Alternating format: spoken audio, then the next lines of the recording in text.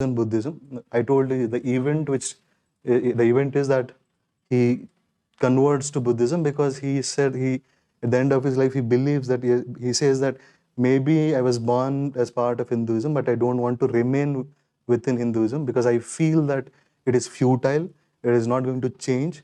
So the only thing which I have now is to move to other system. Now, when he goes to Buddhism, it is not like wholehearted embracing of Buddhism. He has his problems with Buddhism also. Erudite scholars are like that. People who read a lot, know a lot, many things. And he was erudite to the highest level.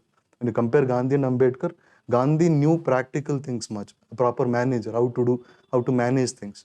This person was classical scholar who knew a lot, many things, and that is why he was able to he was able to play a good role in framing the constitution. Now, he has problems with Buddhism also. I told you in Buddhism there are three sects, Hinayana, Mahayana, Vajrayana. And he had problems with all the three. So what he says is he first criticizes the precepts and the stories surrounding Buddha and Buddhism. Then he gives his own ideas of Buddhism. And his entire school or his views on Buddhism are called Navayana Buddhism, or it is also called Neo-Buddhism. Later on, people who start following this, they start calling it after his death, Bhimayana.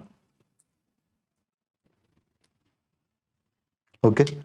So what is his problem with Buddhism? That we'll discuss. First is, you know the four gospels of Buddhism. He says that there is nothing called permanent. So those four gospels he'll be studying in ancient India. What he says is these gospels are gospels of pessimism. Pessimism is no change in life.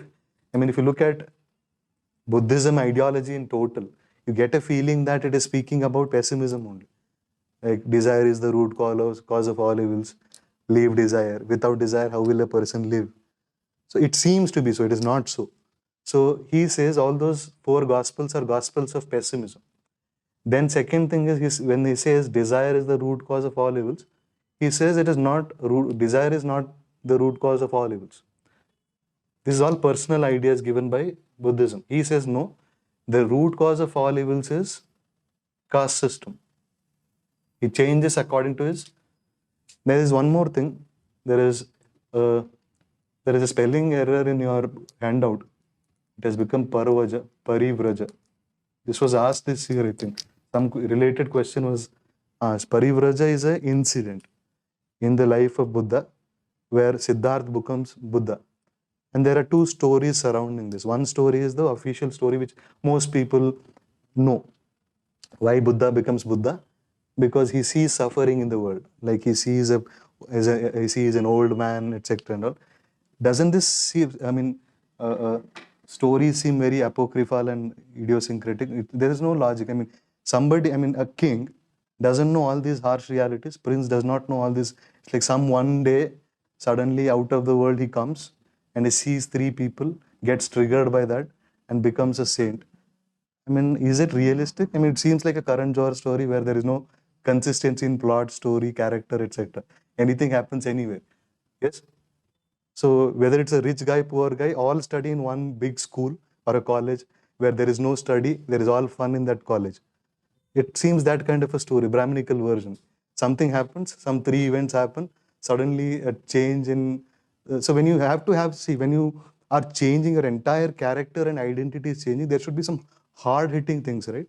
Like hard hitting some trigger should be there.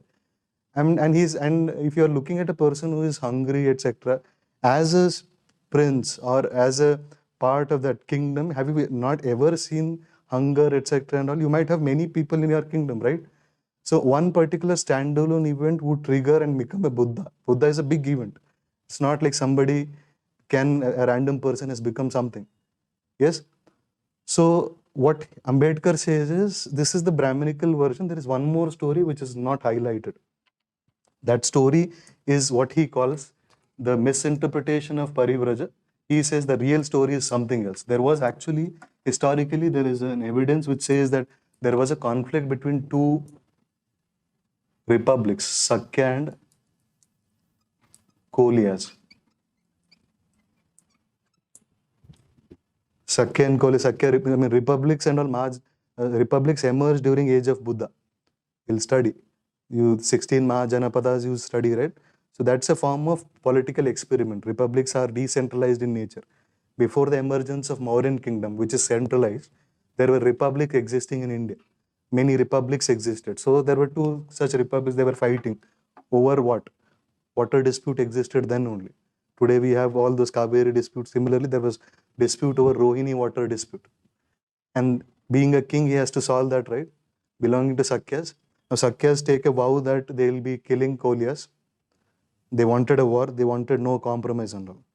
It is then he could not stop Sakyas. So what he takes is he takes a vow. He also says that no, I mean, if you are going to kill them, no, if you do not stop, since you are killing them, in order to bring mediation, what he says is, he says he's going to renounce the kingdom to stop this. So since they do not stop, he renounces the kingdom and he goes. Okay. So this is the event. This is a realistic story. So this is an event this is a historically recorded event. And this event shows what? This event shows an experiment of mediation and arbitration. When we study in polity, we study arbitration as an idea. This is the first successful experiment of arbitration. This event gets repeated during Ashoka also, who takes a vow against violence. Is that clear? So Ambedkar says that I would like to believe this is the real story. That's a Brahminical version of that. So something which was a conflict or a social base, etc., is what he likes to believe. So what he says is, he says that there is a need to reinvent Buddhism from, I mean, in its real light. Many things have been convoluted, many things have been changed. Yes, so these are the three things. And also he disagrees with the idea of nirvana. What is nirvana? Nirvana is the personal, what do we call in, I'm forgetting the word, English. For now, nirvana only we'll use. Personal nirvana is, for Buddha, it was a personal experience. Personal experience, like individual becoming bodhisattva, then becoming the Buddha, bodhisattva, showing guide, being a guide, etc. That's a form of individual experience. It's a spiritual experience which I can, only I can experience that. So here, Ambedkar says that no, the nirvana can only be a social experience. For him, removing caste system, annihilation of caste system was the real nirvana. So basically what he does, he takes Buddhism, which is a spiritual ideology, converts it into a social and a political ideology. Is that clear? So what they'll be asking you Ambedkar's views on Buddhism. You have to write criticisms.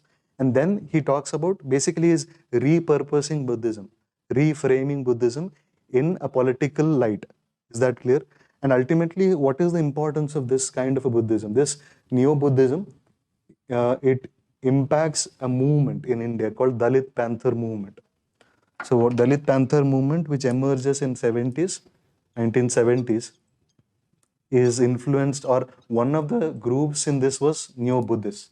There were Marxists also, but Neo-Buddhism was one. So basically he's doing what?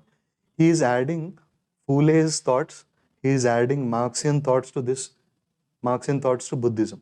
That is what he is doing in total.